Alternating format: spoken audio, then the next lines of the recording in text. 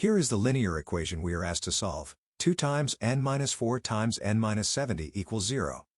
Solving means leaving the variable alone on one side, with a number on the other. Let's do this step by step. First, combine like terms within each side. This simplifies each expression without changing its value. Combine like terms within each side. The variable coefficients on the left combine to give negative 2 times n.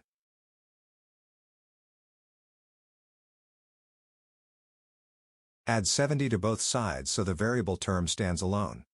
That gives negative 2 times n equals 70.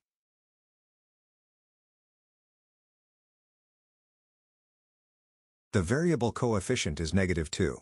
Divide both sides by negative 2 to leave the variable alone.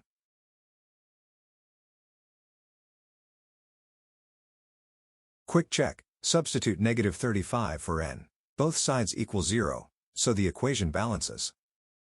So, n equals negative 35.